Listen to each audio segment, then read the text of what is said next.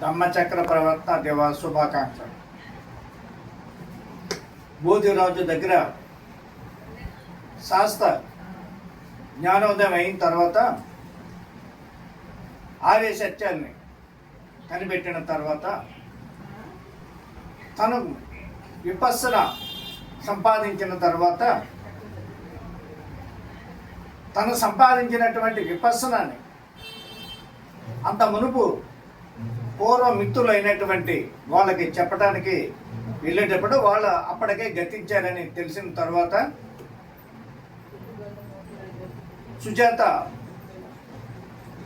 పాయసం తీసుకొచ్చినప్పుడు స్వీకరించాడని విభేదించి వెళ్ళిపోయినటువంటి 5 మిత్రులు ఎక్కడున్నారో తెలుసుకుని అక్కడ ఉన్నటువంటి జింకల వనానికి తను సంపాదించినటువంటి ప్రజ్ఞని వాళ్ళకి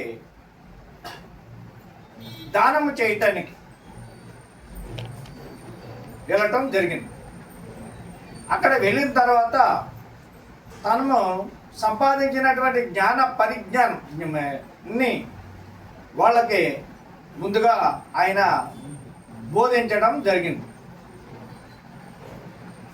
అది ఆయన మొట్టమొదటిగా బోధించాడు కాబట్టి ప్రపంచంలో ఆయన మొదటి గురువు అయ్యాడు.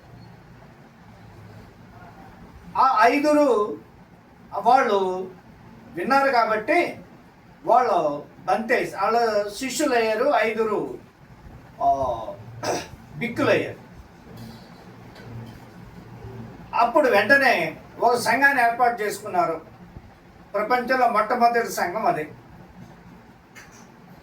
ఆ సంఘానికి బౌద్ధ సంఘానికి అధ్యక్షులు భగవాన్ బుద్ధుడు వారు.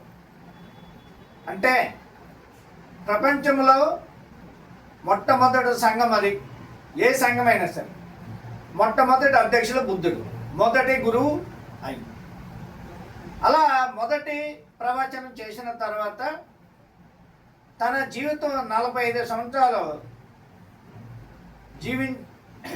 45 సంవత్సరాలు ఈ ధమ్మ ప్రవచనాలు 84,000 ప్రవచనాలు చేయటం జరిగింది.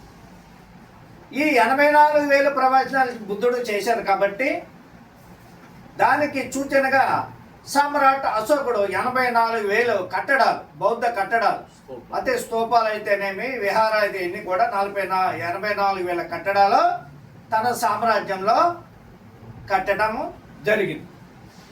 ఈవేళ అవన్నీ కూడా ఈ భారతదేశంలో నలుమూలలా ఉన్నాయి. తర్వాత ఆయన మహాపరినిర్వాణం చెందిన తరువాత రాజగృహంలో మొట్టమొదటి సంగీత బౌద్ధ ప్రపంచ సంగీతి జరిగింది. 2వ సంగీతి వైశాల్యలో జరిగింది. 3వ సంగీతి పాటలీపుత్రలో జరిగింది. 4వ సంగీతి శ్రీలంకలో జరిగింది. మనం తేరవాదం కాబట్టి శ్రీలంక చెప్పుకోవాలి. శ్రీలంకలో జరిగింది. అది శ్రీలంకలో జరిగిన తర్వాత శ్రీలంకలో ఈ 4వ సంగీతి జరుగుతుంది అన్న విషయం బుద్ధుడు తన బోధనల్ని అర్హత గల భిక్షులు తయారు చేసిన తర్వాత ఈ భారతదేశంలో కౌంటర్ రెవల్యూషన్లో వచ్చినప్పుడు బౌద్ధుల్ని బౌద్ధ సాహిత్యాన్ని ఆధారాలన్నీ కూడా భూస్థాపితం చేసేసారు. కౌంటర్ రెవల్యూషన్ అంబేద్కర్ ప్రకారం. దాంట్లో భాగంగా చోళుడు శ్రీలంక మీద దండయాత్ర చేశాడు బౌద్ధుల మీద. ఇది పసిగట్టినటువంటి వాళ్ళు బిక్కులు ఏం చేశారంటే అక్కడ ఉన్నటువంటి కొండలోకి అరణ్యాల్లోకి వెళ్ళిపోయి అక్కడ 4వ సంగీతిని నిర్వహించుకుని అర్హత గల బిక్కుల్ని ఒక 500 మంది బిక్కుల్ని ఎంపిక చేసి ఆ 500 మంది ఎంపిక చేసినటువంటి బిక్కులు చెప్పినటువంటి బౌద్ధ ధమ్మాన్ని అక్కడ ఓల్వా పేపర్ల మీద గ్రంథస్థం చేయటం జరిగింది. వాటిని త్రిపీఠకాలు అంటాం.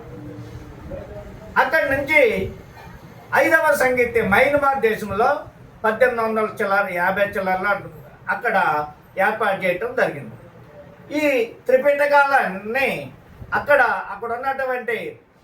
ఉన్నటువంటి పాలకులు ఏం చేశారంటే పాలరాతి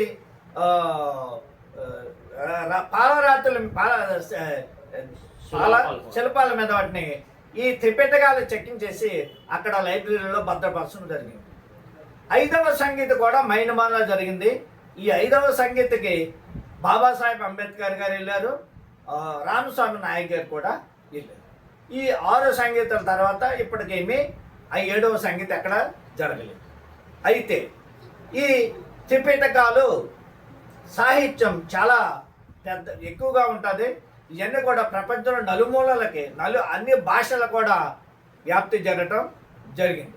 కాబట్టి మనం బౌద్ధులుగా అంబేద్కర్ అనుయాయులుగా వాస్తవ చరిత్రని బయటికి తీయవలసినటువంటి పరిస్థితి ఉంది. వాస్తవ ఈ బౌద్ధ సాహిత్యాన్ని మనము తెలుసుకుని ప్రజల్లోకి మనము సంపాదించినటువంటి జ్ఞాన సంపార్జన చేయవలసినటువంటి అవసరం ఉంది. ఈ జ్ఞాన సంపార్జన చేసేటప్పుడు ఈ జ్ఞానాన్ని మనం దానాన్ని స్వీకరించవలసినటువంటి అవసరం కూడా మన మీద ఉందని బౌద్ధులుగా అంబేద్కర్ అనుయాయులుగా మన మీద ఉందని చెప్తే ఈ అవకాశం ఇచ్చిన మీ అందరికి మరొకసారి ధన్యవాదాలు. నమో బుద్ధాయ. జై భీమ్. స్టాప్ చేయాలా ఇది?